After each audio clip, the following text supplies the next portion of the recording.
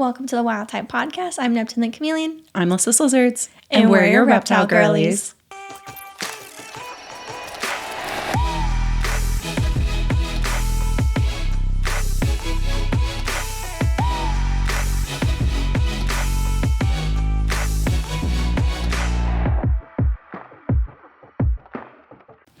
Okay, I would like to start out this episode by saying I'm very proud of myself. Okay, why are we proud? Because I went on a date this week. Okay, that's a very big deal. That's very exciting. It's very exciting. There will not be a second date. Yeah. But I went on the date. You did the thing. You made the effort. We're trying. We're trying.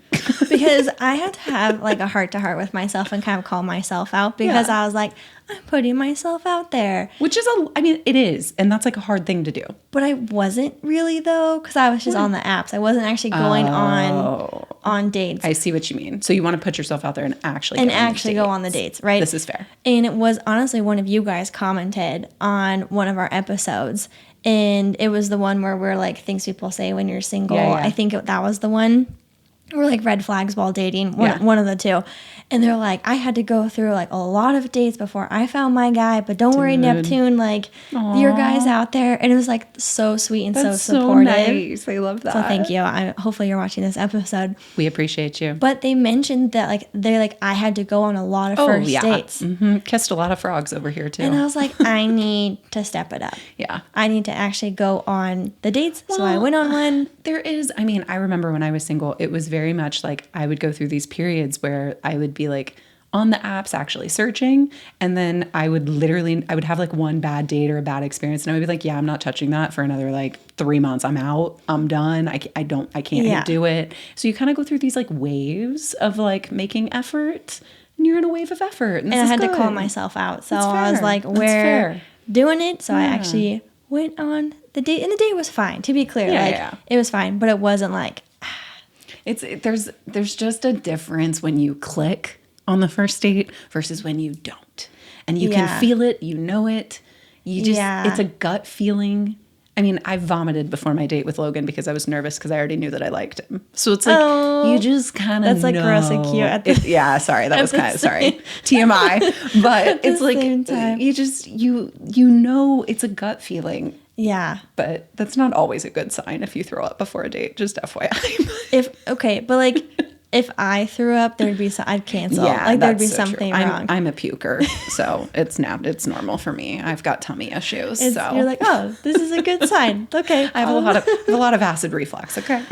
But anyway, so I just want to put that out there for anyone who's invested in my, dating life. So we're very proud of you. Just wanted to give myself a little toot, even if it didn't go as well as I hoped. I will also give you props. That is a big deal. It is effort made. We're very proud of you. That's all I needed. You've got the words of affirmation. You've got the pride of the reptile girlies. That's all that matters, right? It's good. It's good. But the day that we are recording this episode, because if you guys don't know, our podcast, like we record them days, sometimes a couple of weeks in advance. So at the time we are filming this, we have a very big milestone coming up literally tomorrow of the day of filming. And it is what? It is my puppy dog's rescue gotcha day. The day that we found him. This is a big deal. It is a big deal. Because it's not just any old gotcha day. No, it's a big deal. And we obviously... Because it was a whole day. It was a whole day. It was... And you were... So we're going to do a little story time because we were talking about it and I was very excited that, it's his gotcha day. And so... But we never told the story on the podcast because this all happened before we launched the podcast. Yes, before the podcast, I think was even really like under discussion, and like you had gotten Campbell and you were going through all these things and like your wedding, and like the whole time we were like, man, wish we had the podcast launched already so we could like talk about this. So this is a perfect time. little 1 year anniversary. But so basically, for anybody who doesn't know, we got married in October last year. So this time last year, from when we're recording this, we were about 9 days before our wedding. And anybody who's been married or planned a wedding, 9 days before your wedding is kind of crunch time. You're in the thick of it. You're not thinking about anything else. You're not doing anything else. You are checked out. You are trying to finish up work stuff so that you can go. Like it is a nightmare. So it was 9 days before our wedding. We went to our usual gym and then went to go and get coffee. And we see a dog running through 8 lanes of oncoming traffic, which was terrifying. And because, like, I know Campbell now. I know. It is so hard for me to picture him, like, running in the streets. Dirty, had peed on himself, like, was just scruffy, not looking great, and definitely skinny, you know, not the best. And so Logan actually spotted him, and I immediately am like, where? Because, like, I've helped rescue dogs before, so I'm very much like, count me in. If I see a dog, like, all other activities for the day go out the window, you know? And so we spotted him, and he literally was going across, like, one of the busiest intersections in our area, 8 lanes of oncoming traffic. It was insane. And so and it's like a busy road. Very, but it is never it's not like empty. 2 cars. It's like 20 cars at a time going through this intersection. I was literally watching him horrified because I was just waiting for him to get hit by a car. And while he was running, we noticed that he was limping. So I was like, he's already been hit. Like, he's already been hit. I cannot watch this dog get hit a second time. Like, I'm going to freak out.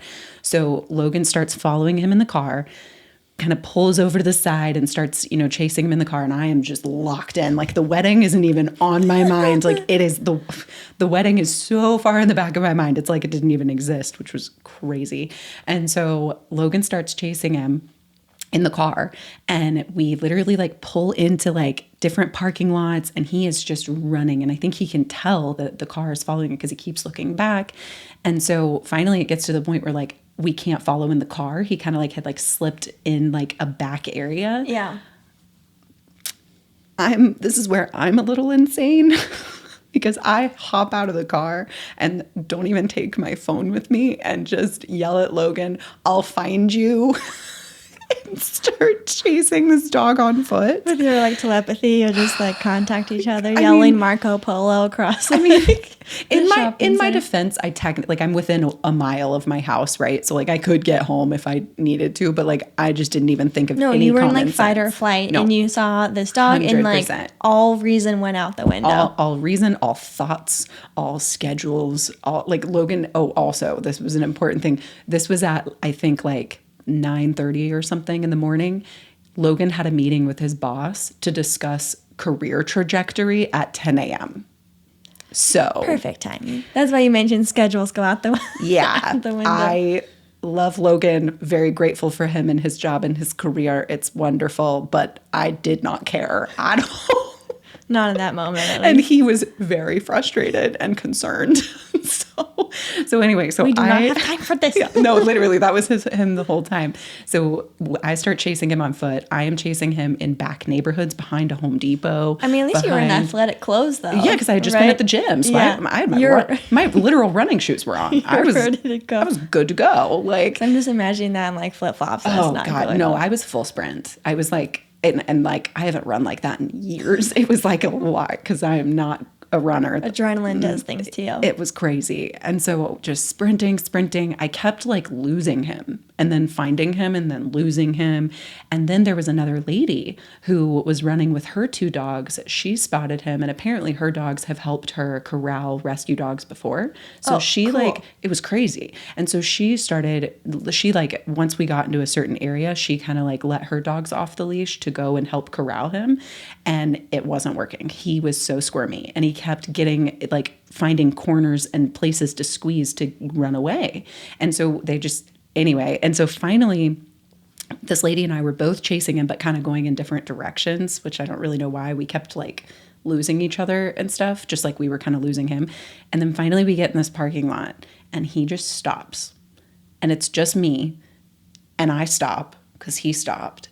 And I was like, is he finally worn out? Is he finally tired? And I, like, get down and I, like, squat down, and I just start trying to get him to come to me, just, like, coaxing him towards me. And it took him a good, like, 3 or 4 minutes. But I think he finally was, like, I think in his head, he was, like, assessing, like, is this safe? Is this not safe? I've been running from these people. Yeah. Like, I don't know. And so finally he started to walk over to me, and he literally just melted into my arms. Oh. In a way that, like, he doesn't even do that now. Like, he's just, but he melted. Pure exhaustion, just collapsed into my arms. And I was just like, I'm going to cry. And the rest is history. And the rest is history. He had a very severely broken leg. He had definitely been hit by a car. All his wounds were very consistent with that. We took him to multiple different vets the week before our wedding. Had to have surgery when you guys went on your honeymoon? Yep. My parents love my parents so much. They helped so much. They helped take him to and pick him up from his surgery while we were on the honeymoon, helped take care of him in those first couple days after surgery until we got back. Logan and I also, the week before our wedding, had a really good cry in the kitchen because we realized that not only were we paying for a chunk of our wedding, we were also going to be paying for this dog's surgery that we did not plan for. Yeah. That was a lot. Which was not $50. No, it was not. And we actually ended up working with a rescue who helped us like raise some funds to cover parts of it, which was incredible. Yeah. But you guys were fully prepared to pay out of pocket, 100%. We cried because we didn't want to like accept that because it was a lot. But we were like, this is within 3 or 4 days. We were like, this is our dog. This is our dog. Although I just have to do disclaimer. We did post him on everything, posted everywhere. Checked for a microchip. The first thing within 30 minutes of finding him, had him at a vet getting an x-ray and got it scanned for a microchip. So I know because I got the phone call sitting outside the vet. I'm like, what do I do? Literally what happened after I get him into the car, the really sweet lady who had her 2 dogs actually gave me one of their collars so that I could get a grip on him and a leash. Yeah. So I put him in the back of the car, drop Logan off to go to his meeting. He is fuming mad. Only because he's very late. Only because he's late, not because of the dog situation, just because he's late. And he was only like 5 minutes late. And we're friends with his boss. It was fine. He was fine. But I immediately just literally didn't even change out of my gym clothes, nothing. Took him straight to the vet. He had no microchip, no collar. He wasn't neutered. All kinds of things. I posted him literally everywhere on all of the local neighborhood stuff. I had friends who were really involved in rescues posting on rescue pages. Yep. And we actually had people on Nextdoor telling us that they had seen him in the area for like 3 or 4 days. So I think he got dumped in that area is what we think. But yeah, that's how we found our baby. Yeah. And now can't imagine. Oh, literally no. Life without him. He's our literal child. It's a whole thing. We're very obsessed with that baby, and I will cry if I talk about it too much because I'm so obsessed with him. And there's something to be said. So I got my dog as a puppy, right? She was 9 weeks old, and the bond that you get with a puppy is one level, but the bond you get with an injured animal is another level. And I know for 100% certainty our listeners can relate to both those scenarios of getting something from a juvenile or baby cat, dog, reptile, you name it, but then also rescue situations, right? Both are super heartwarming and super special in their own ways. This is why when we did the episode on breeders versus rescues, right? Purchasing, we have experience with both from both, and both are equally super valuable and super important. And so and quite honestly, my whole life, all the dogs I've had in my family before, we got from breeders. So I've only experienced the puppy stage. The dog that I had when I was really little, my dad had rescued, but I wasn't around for that. So I didn't experience it. So this was actually my first time rescuing a dog. Oh. And not only just I've helped rescue dogs before, but never actually ended up keeping them. I've never, rescue failed or anything, or foster failed or whatever it is. But it was just a whole different experience. It's something different. I know. The dogs I grew up with, I had 2 that were puppies and then 2 that were rescues. And love them all to pieces. And I tried to go through a Dalmatian rescue when I was interested because I was very much in love with the Dalmatian breed, and I know there's so many that need wonderful homes. I got turned down from the rescue. Wait, what? I've never heard this. Oh, yeah. I filled out the whole application. I got turned down because I lived in an apartment and technically had never owned my own dog. And even though you were raised with 4 dogs. Correct. And your mom is also really good at dog training and stuff too. That. and I lived in an apartment, and they're like, oh, high energy breach, you can't. I worked Ember as a puppy. Oh, like, you were intense. Yes. Versus people who just like ditch their dog in their backyard, and like just because you have a backyard does not mean that you're providing enrichment and everything else. So just like how if you have a big reptile enclosure 100%. Does not mean you're providing enrichment if it's not properly filled out with like hiding places and things to climb. Space does not equate quality of life. No. But anyways, we'll get into all that. But yeah, so I did try to go through a rescue. That's and crazy. I got turned down. I didn't remember that. And it's funny now because if I applied now, I would get approved in like 2 seconds. 2 seconds, yeah. Because I have a Dalmatian. Yeah, you have a backyard. And I have a backyard. And I'm like, if that's what you're going up, anyways. This just makes I'll it get hard. off my soapbox. That honestly like makes it hard for them to find homes. The barrier to entry, is near impossible for anyone who's a new dog keeper. That's so interesting. Dog keeper. Stuff that normal non-reptile people don't say. Owner. That's funny. But I can't help it. Just my vocabulary. But that is my Campbell Gotcha Day story. Wild. We're very excited to celebrate him. We are so obsessed with him. So that's our fun little exciting milestone for the day. Yeah. Now you guys know when we're talking about Campbell, then you guys can kind of know that's my baby. The history. But speaking of enclosure size and enrichment, today we've got a hot button topic. We're talking about the pros and cons of keeping reptiles in racks or rack systems. So to be clear, for anyone who maybe is new to reptiles, because we do have quite a few listeners that don't keep reptiles, we have enclosures, right, which would be one large container. Well, I don't know. Technically, all enclosures are just an enclosed space, right? Yeah. So in a sense, rack systems are enclosures, but we usually use the word enclosure as something that, is a larger singular space. Yes. And then a rack system would be like a shelving unit type system where it has pull out tubs basically. Yeah, that slide out, and then they have their heating system underneath for belly heat, and that's about it. Usually there's some sort of substrate that's at the bottom, whether it's like paper towels or newspaper, different things people use. Yeah, and some people do use like actual substrate in their tubs. Yeah. There's usually some sort of like water bowl, dish or something, maybe a little plant or something. Maybe a hide. Yeah, a hide, and that's usually the extent of a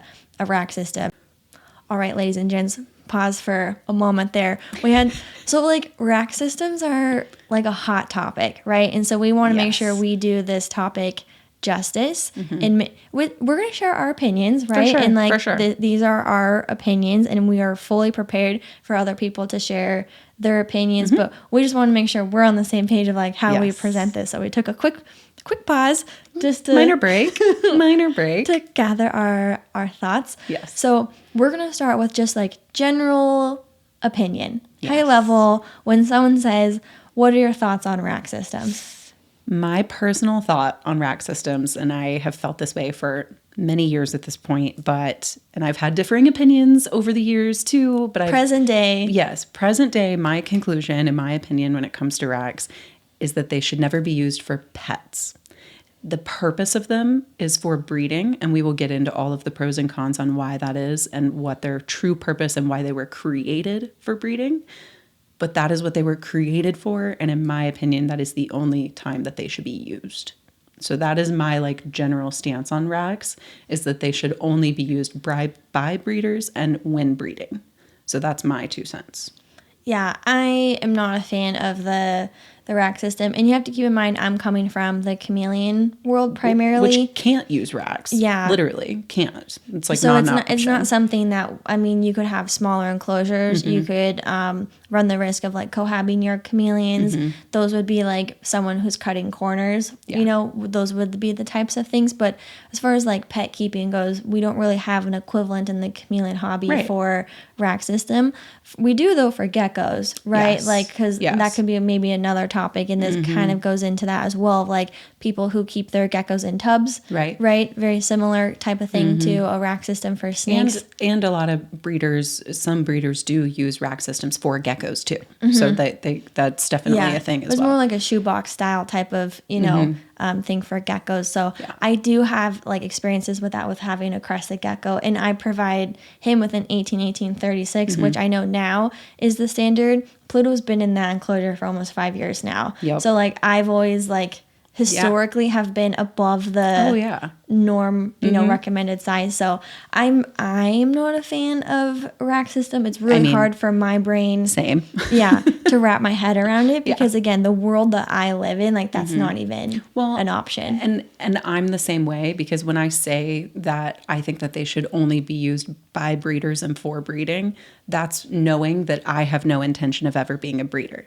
If I ever did have the intention of being a breeder, I would still not use racks. And that's just my personal preference, because I personally would want to do it differently if possible. And it's so hard because we have pet keeper perspectives and like it'd be so naive to be like, well, I would never. And like, I don't think I would breed to the point where I would have to have racks. I personally would just choose to have a small scale breeding project. So like with the chameleons I'm trying to breed, right? Like individually raising all of them. If I don't have room for individual enclosures, then I'm at my max, right? Like absolutely. I wouldn't then start putting multiple babies in an enclosure. I'd be like, hey, I'm at capacity. I cannot breed beyond this. The benefit of racks from a breeder perspective is space, right? Yeah. Well, there's a lot. So I feel like now that we've given our statements of how we feel about it, we can get into the pros and cons and kind of some of why they're used and why maybe they shouldn't be and different things. Because this is a very nuanced conversation, right? So when it comes to the pros of racks, the pro is, like you said, space. That's huge for breeders, because if, you know, they're going to be breeding on a very large scale, and as pet keepers, we do need breeders. You know, I don't know what I can say about, you know, do we need mass scale breeders or not? That's a different, you know, conversation. But if they're going to be, you know, expanding their breeding and things like that, they do need more space and they do need those things. And so it's a space saver. But I will say one of the main arguments that people use for racks that I do understand to an extent is that they are incredibly sanitary, and it helps mitigate any potential issues like mites, infections, different things. It keeps things clean and sanitary. It's easier for them to clean when they have multiple animals. So I think those are two of the biggest pros that people say.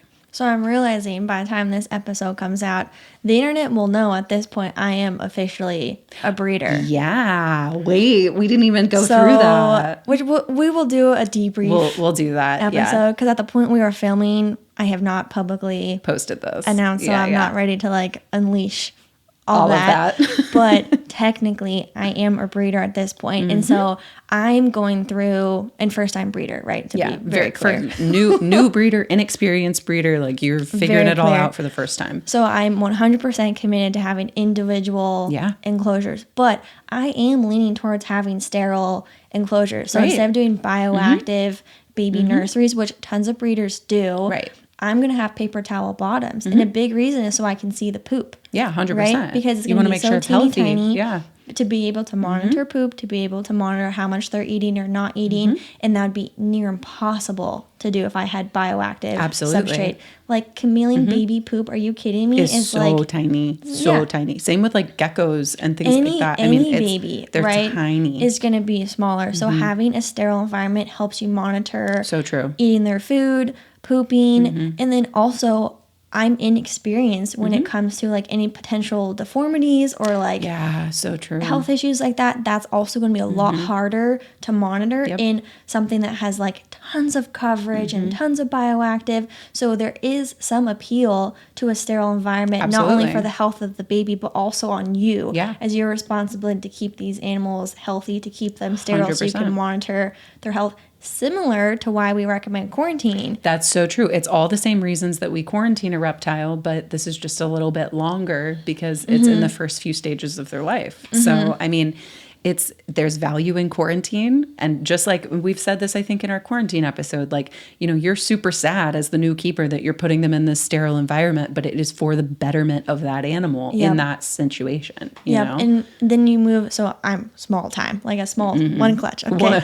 We got one clutch of eggs. As small as you can be as a breeder. Yeah. But then we think about like larger scale breeding facilities, right? Or breeding programs or multiple species. So then you're going going through and hopefully getting eyes on every single one of those animals absolutely. every single day, that's a lot harder to do if there's tons of coverage and all these things that like it'd be really hard for you to see, versus a rack system does give you the benefit of very time efficient health checks to be able to see all the animals quickly. I think the time efficiency is also up there in the pros too. And, you know, that's why a lot of breeders utilize it. And quite frankly, that's why rack systems were created, for breeders to help solve some of these problems, right? Which is kind of why that's my stance, is that they should only be used for the purpose in which they were created, right? How long have we been using Pangea gecko food?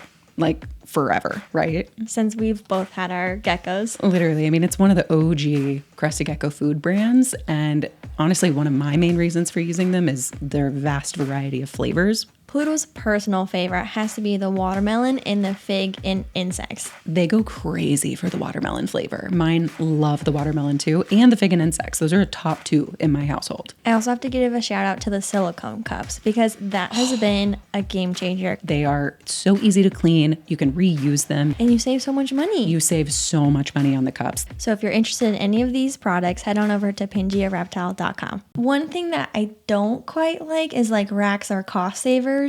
And to me, I don't think that's a good enough reason agree with that. Use a rack, right? Like we've talked about some of the benefits, like the health of the animal, keeping it sterile, ease of like, you know, monitoring, you know, their well-being and everything. But if you're doing a rack system instead of, and this goes back to the pet keeping, right? Instead of a fully fledged out enclosure, then do you have the right motives? Right. And that's why I'm so intense on my stance of like, it should be never ever be used for pets, because that if they're your pets, why are you trying to save on cost? Why are you not doing the most? Right. Because the cost and the space, right, would be the two reasons that I'm like, And I don't love those reasons. Yeah, exactly. So it's such a tricky thing, because when it comes to pets, they deserve more. Everybody should be giving them more. And if that's the purpose of why you have these animals, is for your enjoyment and to enrich their lives, why are you not doing the most you can for that, right?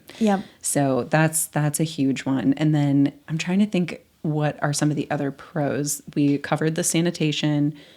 Quality of life. We haven't really discussed. I mean, you kind of briefly touched on it, right, as a pet keeper, but like going back to like it being sterile. Pro, you get to monitor the health, blah, blah, blah, all that we talked about. Con, quality of life. Yes. Right? Like, are you providing the best environment for these animals? True enrichment. Yes. Places for them to feel safe and secure. Exactly the reason for not doing it is exactly the reason why you should do it at the same time. 100%, right? Which is such a juxtaposition there. Like that's tough. Yeah. And the quality of life thing is really, really, and just if we're going, you know, more into the cons of rack keeping, my biggest issue with rack keeping is I am very much, and we've talked about this, I am in the position where I am trying to get every single one of my reptiles to having UVB. I think that improves their quality of life. I think that is beneficial to their quality of life. I think it is beneficial to, you know, their circadian rhythm and getting them on a natural cycle and all of these things. I think it improves their quality of life immensely, and the same goes for overhead heating. The unfortunate reality is both of those things cannot be provided in rack systems. Yep. And that is why I personally would never use them as a pet keeper, or if I were ever to attempt getting into breeding. That's just my personal, not something that I don't want to provide my animals. I want to provide that to all of my animals. And so then that kind of goes into the question of, do these animals really need it? And then that's where I get a little uncomfy in the conversation, because I'm very much under the belief of, even if they don't need it to survive, they need it to thrive. Surviving versus thriving. And so that's where I have a hard time. And we're very much like in this conversation too. You and I are both very much like, to each their own. Like if you want to keep keep your animals That's in your racks, like prerogative. that is so your decision. Yeah. And like this hobby would not be where it is today Without our them. breeders, right? Like we need breeders. I understand if everyone just had like these massive enclosures for all their animals, everyone would be breeding at such a small scale because you wouldn't have the time or the money and space and whatever. The hobby probably wouldn't be where it is if everybody was such like small scale breeders. So it's like we said, it's a very like nuanced topic, nuanced conversation, but we very much are like, I've definitely made some content on TikTok, very anti-racks. And, you know, but as I've gotten older, I've understood things from a breeder's side. Even though I'm not a breeder, I've talked to a lot of breeders and I've had a lot of these conversations. And while, like I said, I personally wouldn't do it, I do understand why some make that decision. And I think that kind of goes into a conversation of the different types of breeders, right? There are those large scale, mass scale breeders. And then there are the hobbyist breeders who really aren't making any money off of it. They're just doing it for the enjoyment of doing it. Right. And then there's kind of like this middle ground where, you know, it's a hobbyist and a business. Yeah. You are making money, but is it like your sole business? Is it the only way that you're making money? So I feel like there's different levels of breeders too. And I feel like whichever level of breeding you're in kind of dictates your decision when it comes to this, right? Right. Because in order to get to the point where you're at that level of quantity, you are going to have to give in certain places. I think I can get behind raising your babies in a sterile enclosure, again, monitoring them, all of that. And that's temporary. Yeah. I can get that, kind of like how I can get behind at a reptile expo. They're in those temporary things. Yeah. Not ideal, but obviously, given the circumstances, totally get it. What I have like a hard, like, I know, me too. In my heart, in my feels, are breeders. The breeding animals. I know. Right? So Neptune and Venus are like my pets first. I don't look at them as breeders, right? Yeah. They are my pets. They are my family, and they happen to breed, right? But like, I was totally fine if they like never successfully bred. Like I was like, I will love you. And there was a hot minute there that we didn't think they would ever successfully breed. So that was very much a conversation at hand. Yeah, I was very good with that. But it's like quality of life for the breeders that like. But then you go back, like, so hard because it's like, okay, if they're being purchased for that, but then I'm like, okay, but then you think of chickens and, you know, animals and then that I are think like, of like backyard bred dogs and stuff like that too. And I just like, that's just what gives me kind of like an icky feeling in my stomach. And like, I understand it's a means to an end, right? In order to have offspring, in order to have this hobby, like we need, you know, and that's why. I know. But that just like is what breaks my heart. But honestly, that's a big reason why, like, I personally am never going to get into breeding, because I personally don't ever want to do that to animals. And I'm not saying that the people who do it are horrible human beings. That's not what it is. It's just I personally couldn't handle it. And that's there's something that kind of has to disconnect a little bit, right? Like, and I can't speak for that because I don't feel that, and I know you don't feel like we have all the feelings, unfortunately. But unfortunately, we're very emotional people. Blessing and curse. But I think there's something that kind of has to shift. Like, you have to view the animals a little bit differently. And, I mean, yes and no. Like, I do agree. There's definitely like a difference, but I think it more so has to do with viewing it as like, this is a business. I've made my decision that this is a business and I need to continue this business in this way. And so I think I don't want to say they view the animals differently, but I think once they view the breeding aspect as a like part of the process, as like part of the process, there's just there's just like a natural shift that happens. And you know, and then I also think that's part of the conversation they have with themselves of like, how big do I want to grow this? Like, what does that entail? What does that look like? How big can I grow this without compromising on the things that you are or aren't willing to compromise on? Yeah, totally. And I will say there are some breeders, some smaller breeders that are doing some incredible things in terms of this. Like my African fat-tailed breeder gecko, or African fat-tailed gecko breeder.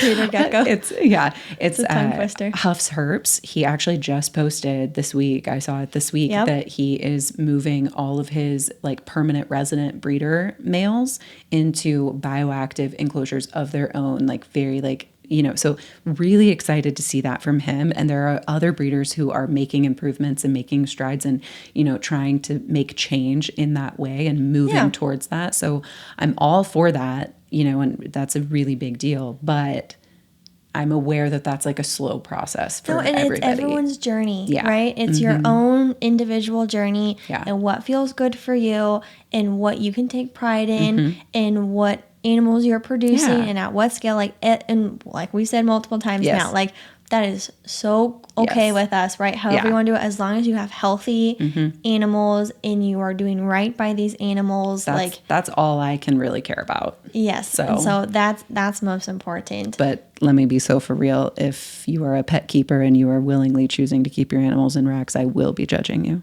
Just ask yourself why, right? Like, you're so nice. I'm like, I will judge you. And you're like, but let's just think about it.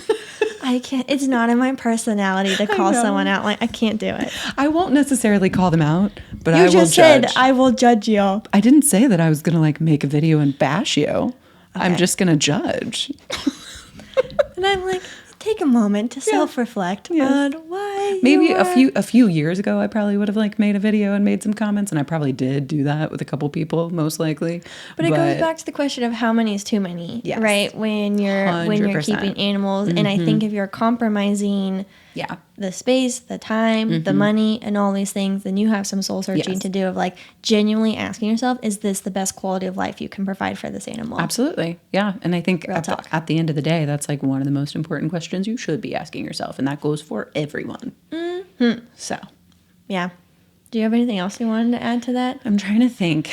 The main, because I'm sitting here thinking like, did we go over all of the cons? There are a ton of, the number one con obviously is quality of life and enrichment, but I feel like we covered that. So yeah, we talked about lighting and hiding places and space concerns and everything else. I think that's about it. I hope we did this justice, because I know there are probably going to be some unhappy humans. Hot topic. I know. I'm curious. So let us know what you guys think.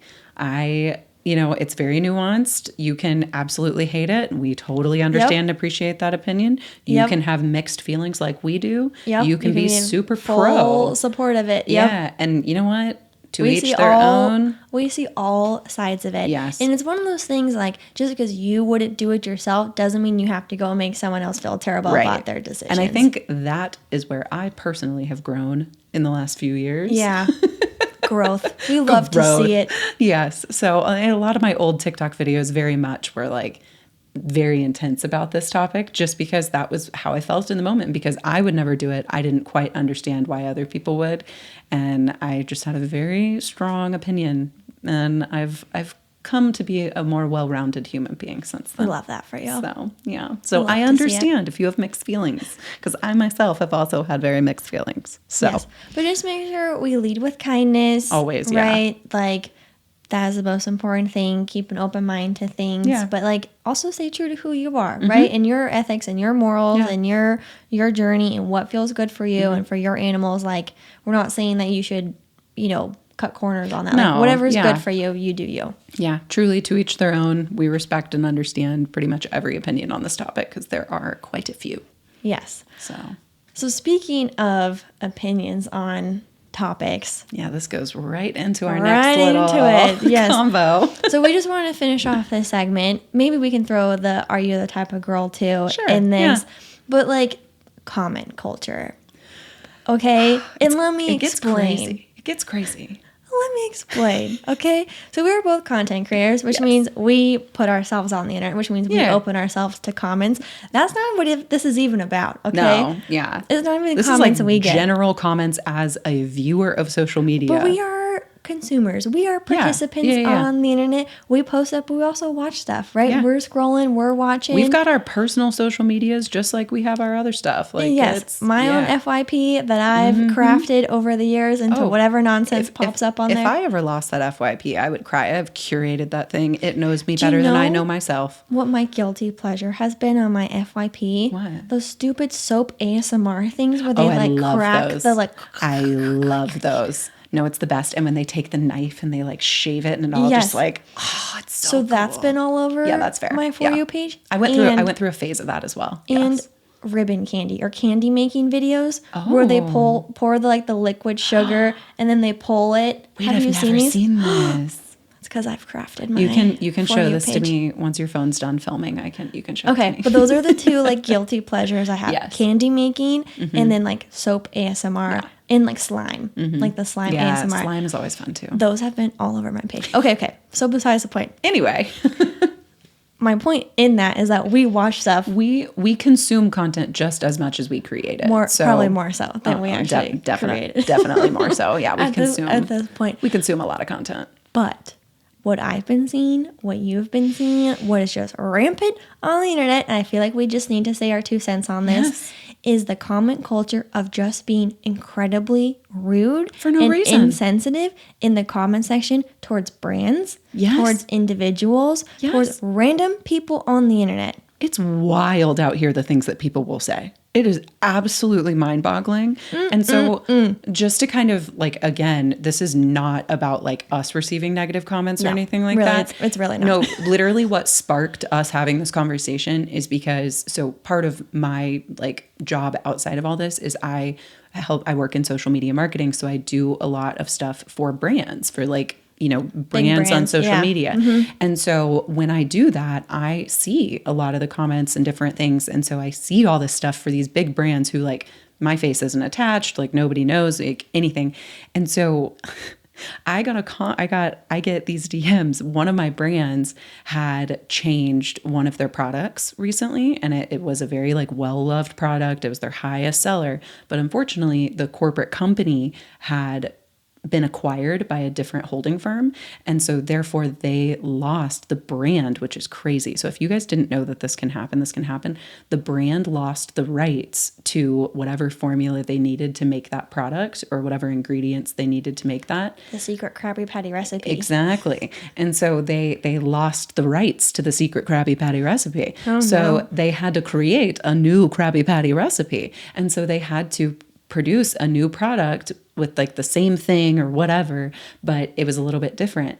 The pitchforks. Things, people came out with their pitchforks. The messages that I have received as like the brand are insane. Not okay. Like I am like, because I'm sitting here thinking, and this is something I told you earlier, I'm a big foodie, right? Like multiple of my favorite menu items on some of my favorite places to like eat or whatever have been taken off the menu lately. I am enraged. I'm so upset over it. Yep. I am so frustrated. One of my favorite treats is gone off the menu. And it was like one of my favorite weekend treats to get ordered in. Yep. Not one time have I thought I should message this brand on social media. I should send them a strongly worded DM yelling at them in all caps. Never. It doesn't even cross my mind. That's what's absolutely wild. And maybe we're the outliers, right? Maybe we're the oddballs. Maybe. But never would it cross my mind to reach out to a brand or even just anybody else that, like, if I have an opinion that's super negative, I'm not thinking that I should go comment this. No, I see terrible things on the internet all the time. Just like anyone does on the internet. But not once does it cross my mind to comment, you are a terrible person. You shouldn't be doing this. I'll think that. I will think that all day long. But then you know what I do? Scroll past. Keep going on about my day. I just move on. I just don't even. It genuinely shocks me, the things that people have said about this. And I'm like, do you guys not know that like sometimes just like things just happen? Like, why would a brand change one of its best-selling products just because it's out of their control? Yeah. Also, I mean, they can't fix it. They can't go back. They literally can't. Like, the brand would love to fix it. They can't do anything about it. So, like, the insanity and, like, the theories that people in the DMs have come up with, like, why the change was made, it literally boggles my mind. Also, oh, wait, did you have another thought? No, that was it. I'm just still flabbergasted by it. I have another tangent to go on right now. Also, if you don't have anything nice to say, don't say it at all. Just zip it. Okay? Especially when it comes to people's appearances. That is where I have the huge problem as well. Why, if you don't like someone's hairstyle, if you don't like someone's wardrobe, if you don't like someone's eyeball width, like whatever it is, again, if you don't have anything nice to say, Why would you say it? You don't think that other person is already self-conscious enough? Like, we do not need to add fuel to the fire. There's so much negativity. We are our harshest critics. Absolutely. As is. Why are you making someone else feel bad, feel worse? What is benefiting from that? That in particular is something that I see. We know I'm a huge reality TV buff. The comments about reality TV stars' appearances or looks or outfits or whatever, just bashing them, like you said, the negativity about somebody's appearance, it makes me so sick to my stomach to see that in comment section. Because I'm like, you know, in reality TV, there's always one villain, right? And that poor person is being piled on by strangers about the way that she looks. And then people make the justification like, well, if you put yourself on the internet, you open yourself up to this. No, they did not. No, they did not. That is a horrible mentality to have. You would not want that in return if you were walking down the street and someone told you, like, I think you have a big forehead or whatever it is. Like, what? That's not okay. And you think just because they're a stranger on the internet, like, that's an appropriate thing to do? I think, and this is, we're just like having like a, you know, I think it's because people dehumanize people on the internet because they don't see them in real life, so they're not a real person in their head. Like, well, I'm telling you right now, knock it off. No, it's crazy.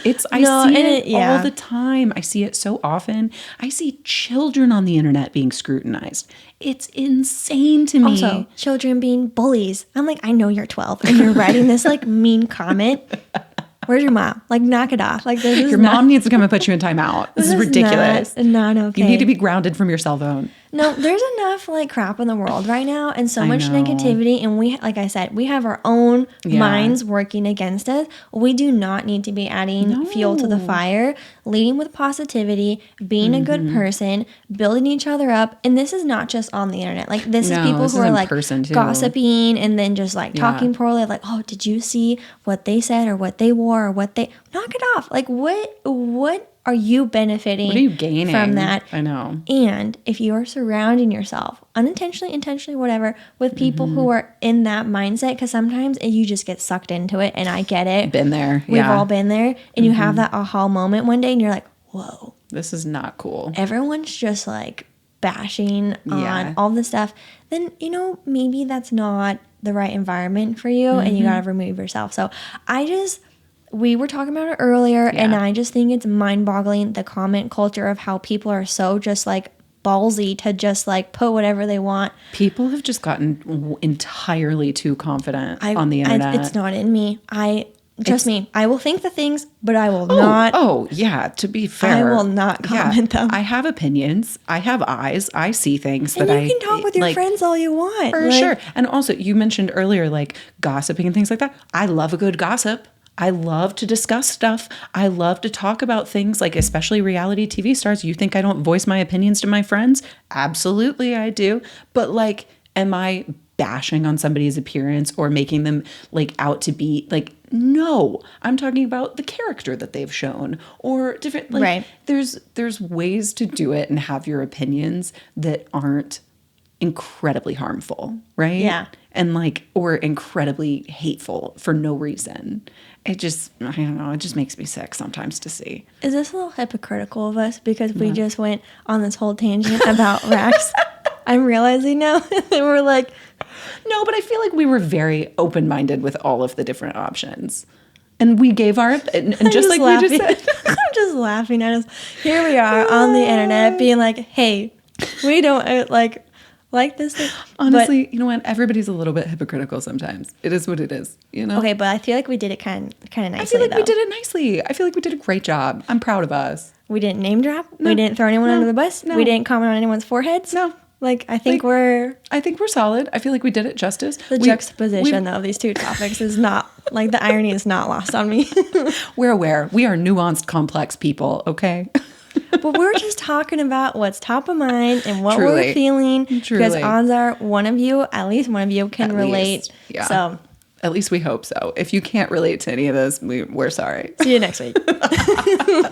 Hopefully for a better discussion. No, I think that was therapeutic. It was. It's honestly just been bothering me, and I feel like it's ramped up in the comment stuff in the last like year or so. Just on stuff I've been consuming and seeing, it always shocks me. I just see some comments, and I'm like, and then you type that out and hit post. Yes, and like my personal thought, I'm reading that, and I'm like, what? And I put myself in the shoes of the person they're talking about. And I'm like, she has social media too. Is she reading this? I hope not. Please don't see this.